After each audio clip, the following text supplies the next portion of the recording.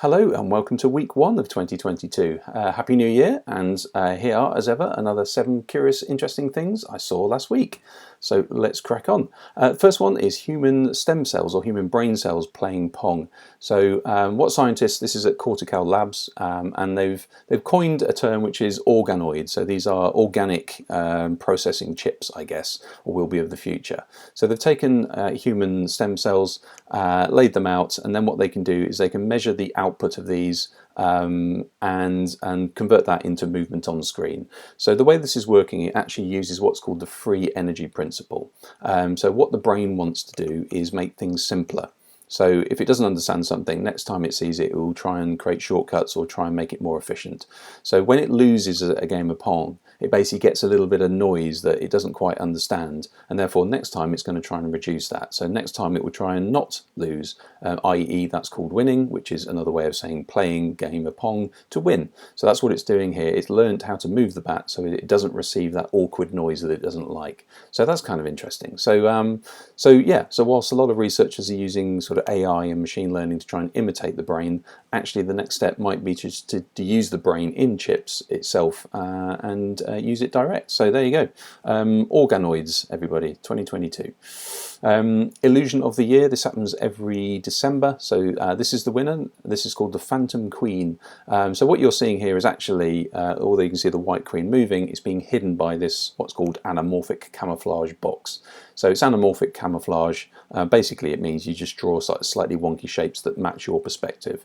So the good thing about this one, or the reason it won, is it also works not only from your point of view but also from the mirror as well. So you can't see the box from the mirror and you can't see it from your point of view either, just because of how the box has been drawn.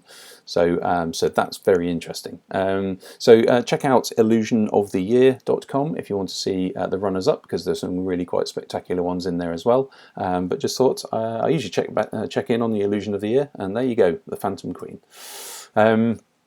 This is yet another entry into the smell-o-vision. As I've written at the side, I think there are kind of 2 really big inventions that are yet really to be realised in the television, and one is probably using an emotion track, i.e. you watch a movie and you probably buy the emotion track and therefore you can feel like you're in the movie, you don't have to do it yourself.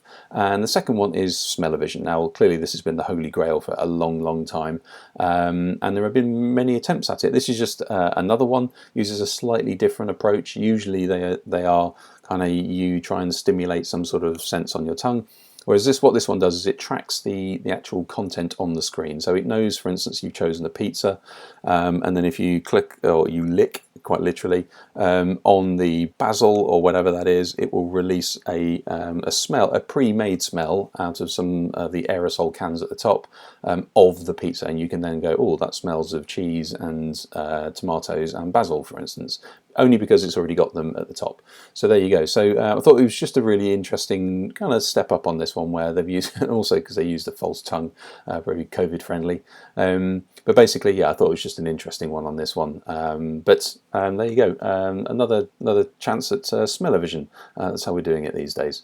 This is one for the data geeks out there, a little bit like me. I love some data, and I especially like novel data. So this is finding interesting data where you didn't expect it, but it's probably more useful than all the data everybody else was using anyway. This was actually from Yankee candles. So these are the reviews of Yankee candles. And these are specifically bad reviews for people who think they don't smell, or they didn't smell as much as the last candle that they bought. So generally bad smell or no scent.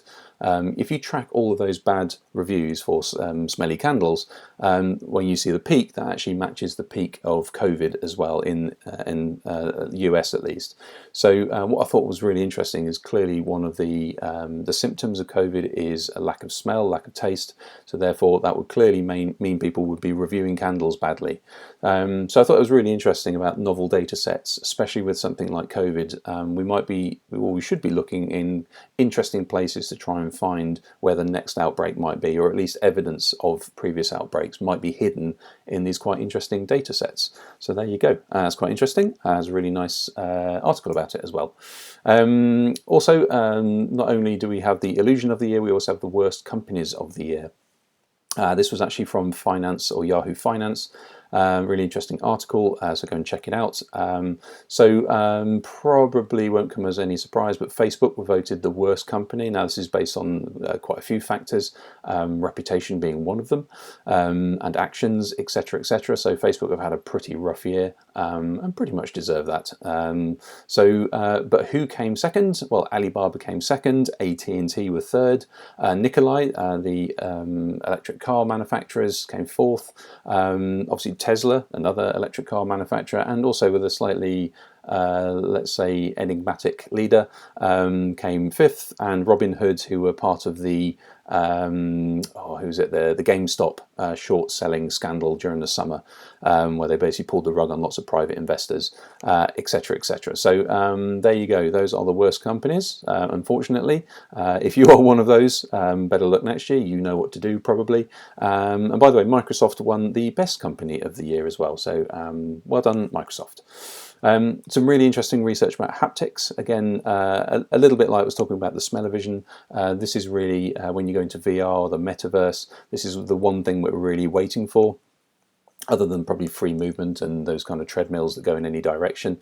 So this is haptics, i.e. touch or transference of some sort of sense. The way this was quite an interesting experiment. It chose couples who already had some sort of relationship, or obviously there were couples that had quite a big relationship, but basically what they did is they had certain gestures that they would use that were personal to their relationship. So for instance, if they would say, you know, how would you calm your partner, or how would you be excited, or whatever it was. So they had these kind of set situations that they wanted to transfer a gesture. Now they were wearing this new device, which was essentially lots of little micro speakers, or at least the magnet in the speakers that could make a vibration and very sort of low rumblings. So basically what they did is they recorded those and then they played them back and said, right, okay, well, you know, make your partner feel less stressed, or whatever it might need to be.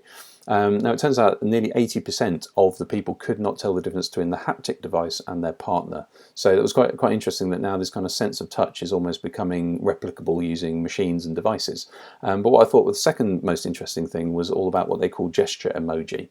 So these are encoding gestures. So because they were kind of what is the short form for the gesture. So in the future we might have these emotion gestures that we call, you know, short form, and they might start appearing in VR experiences, etc., etc. So I thought it was quite interesting, very interesting report. And finally, it's been 40 years since the anniversary of the BBC Micro. It was actually in December, so I thought, what better way? I noticed this thing, which was actually the BBC Micro in virtual reality that you can actually just program. Now it actually uses a JavaScript version of the programming language, but it's essentially a one-to-one emulator of the BBC Micro. So as you can see on the right-hand side, it's available for actually in 3JS, which is a web-based 3D renderer, but also you can plug your Oculus into it and start, you know, pressing the keys and programming and all that sort of stuff. And as you can see on the left-hand side with the coloured triangles, that's me flexing my now 40-year-old BBC Micro knowledge, because I did have one of these back in the early 80s. As you can see, that's also working as well. So there you go. If you want to check that out, that is at Virtual Beeb, I think it is, or it's from dompajak.com. Check it out, it's quite interesting. A bit of a nostalgic trip down memory lane. There you go. With that, we are done. Hopefully that was useful. Hopefully it was kind of interesting, has created a few synapse firings along the way. Other than that, I will speak to you next week.